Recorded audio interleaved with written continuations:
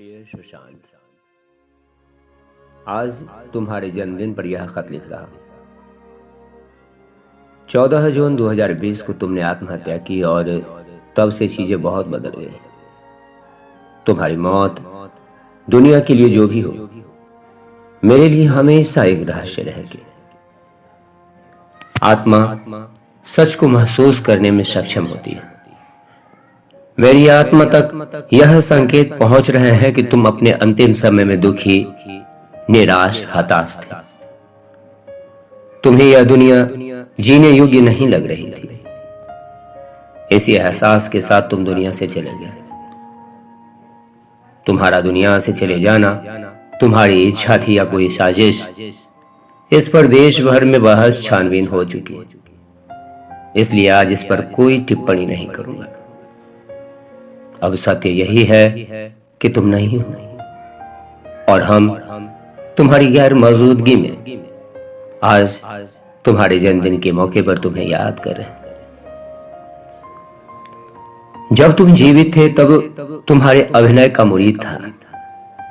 Film MS Dhoni और केदारनाथ देखकर मुझे तुम्हारे भीतर के मासूम और जुझारू इंसान अभिनेता के दर्शन हुए थे। मैं तुमको सिर्फ तुम्हारे अभिनय से जानता था। तुम कभी मेरे फेवरेट नहीं थे, इसलिए मैंने कभी तुम्हारे बारे में अधिक जानने की कोशिश भी नहीं की। मगर तुम्हारी असमय मौत ने तुम्हारे प्रति दिलचस्पी पैदा हो गई। मुझे तुम्हारे बचपन, तुम्हारी मां से तुम्हारे रिश्ते, साइंस और अंतरिक्ष से तुम्हारे लगाव के बारे में मालूम। फिर जब तुम्हारी अंतिम फिल्म दिल बेचारा देखी तो आंखें नम हो गई। यह कहना गलत ना होगा कि तुम जाने के बाद और ज्यादा करीब हो गए। तुम्हारी जिंदगी से मैंने कुछ नहीं सीखा, या कहूं कि जीवित रहने हुए मुझे बहुत कुछ तुमने आकर्षित नहीं किया। मगर तुम्हारी मौत ने मुझे कई सबक दिए, ऐसे सबक जो मुझे जिंदगी भर याद रहेंगे, जो मेरे जीने के तरीके को बदल देंगे। मुझे उम्मीद है कि ऐसे कई करोड़ भारतीय लोग, उनके साथ भी ऐसा हुआ होगा। तुम्हारी मौत ने कई लोगों को फिर से जीवन, समाज, शोहरत के बारे में सोचने को मजबूर कर दिया। तुम्हारी मौत में लोगों ने अवसर तलाशे। तुम्हारी मौत एक तमाशा साबित हुई। समाज गिद्ध बनकर टूट पड़ा। गिद्ध जानते थे भावुकता का फायदा उठाना। तुम्हारी मौत का भरपूर फायदा उठाया गया। तुम्हारी मौत ने लोगों को सदमा दिया, झकझोर दिया। एक आदमी दिन रात मेहनत करता है और नाम, इज्जत, पैसा, संसाधन, बैंक बैलेंस बनाने में लगा रहता है। एक आदमी की जो ख्वाहिश होती है वह सब तुम पा चुके थे, फिर भी तुमने मौत को चुन लिया। यानी जीवन तुम्हें व्यर्थ लगा। यानी ये नाम, दौलत, शोहरत की दौड़ सिर्फ धोखा है। तुम जैसे प्रसिद्ध व्यक्ति की मौत इतनी दुखद और फिर उसका तमाशा बना, इस बात ने भी समाज को ऐसे कई सवाल पैदा दिए। टीवी न्यूज चैनल ने TRP के लिए तुम्हारे जीवन, तुम्हारे रिश्तों की धज्जियां उड़ाई। महीनों तक टीवी न्यूज डिबेट में तुम्हारी मौत संदिग्ध रूप से छाई रही। लोगों की न्यूज चैनल हिट हो गए तुम्हारी मौत से। फेसबुक, यूट्यूब, इंस्टाग्राम पर लोगों ने लोकप्रियता हासिल करने के लिए तुम्हारे ऊपर कंटेंट बनाए, तुमको एक एजेंडे की तरह इस्तेमाल किया, वीडियो बनाए, लेख लिखे। राजनीति चमकाने और चुनाव जीतने के लिए राजनीतिक दलों ने तुम्हारी मौत की नुमाइश लगाई, तुम्हें न्याय दिलाने का स्वांग रचा। आज राजनीतिक दल चुनाव जीत चुका है, न्यूज चैनल हिट हो गया है, सोशल मीडिया पर लोग लोकप्रिय हो गए हैं। तुम्हारी मौत को लोग भूल चुके हैं। तुमको न्याय दिलाने की बात अब गुजरे जमाने की बात हो चुकी है। आज भी अगर तुम्हारा जन्मदिन न होता तो तुमको कोई याद न करता। शायद मैं भी यह खत नहीं लिख रहा होता। यह बातें दिखाती हैं कि हम कैसे हैं, यह समाज कैसा है। जितने लोगों ने टीवी डिबेट चलाए, वीडियो बनाए, आंदोलन किए, रैलियों में तुम्हारा नाम लिया, वह तुम्हारी मौत से सिर्फ प्रसिद्धि पाना चाहते थे। यह कितनी बेहुदा बात है, मगर यही हमारा सच।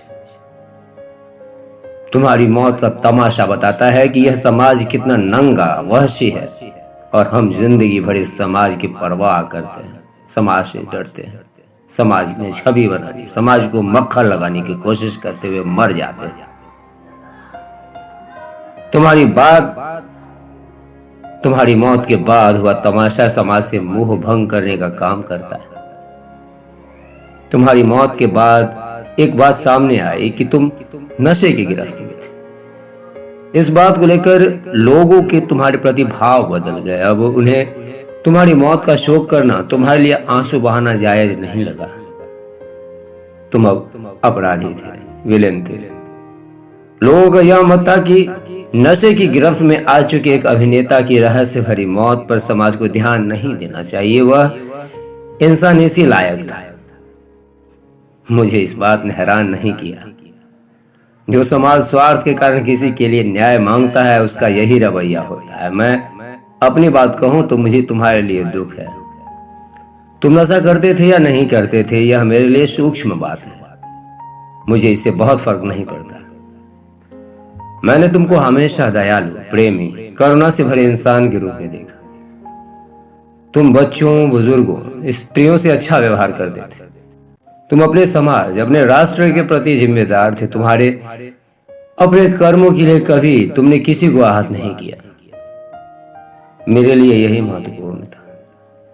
तुम नशा करते हो या नहीं करते हो, इस बिना पर मैं तुमको जज नहीं करूंगा। यह समाज तुम्हें इसी बिना पर तुम्हारी सब अच्छाइयों को भुला देगा, या कहूं तो उसने भुला दिया।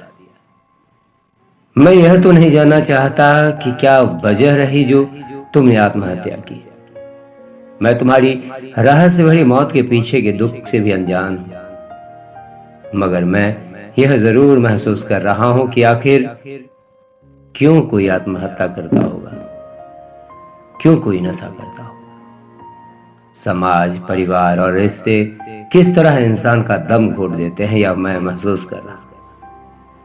सुशांत, मैं खुद अपने जीवन में ऐसे दौर से गुजर रहा हूं जहां मेरा समाज, परिवार, रिश्तों से मोह भंग हो गया।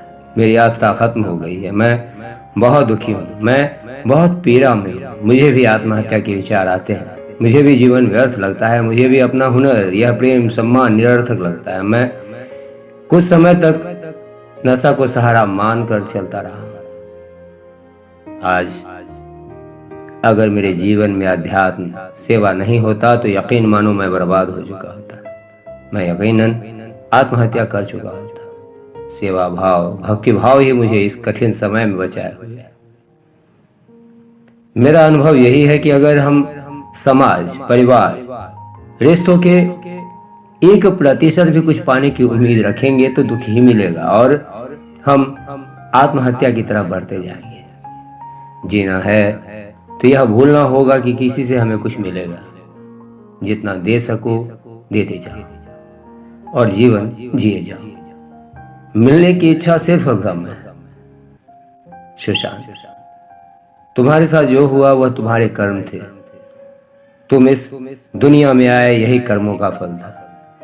दुनिया, समाज, रिश्ते, इनमें भोगना ही पड़ता है। तुमने भोगा और तुम टूट गए। तुम आज जिस भी दुनिया में हो वहां तुमको सुकून मिले, यही प्रार्थना करता हूं। जब तक मैं जीवित हूं तब तक हर साल 21 जनवरी और 14 जून को तुम जरूर याद आओगे, और याद आओगी तुम्हारी फिल्मों और गीतों के हवाले से। तुमको याद करते हुए जीवन के सत्य आंखों के आगे तैरने लगेंगे। तुम जगाने का काम करोगे सुशांत। अलविदा सुशांत।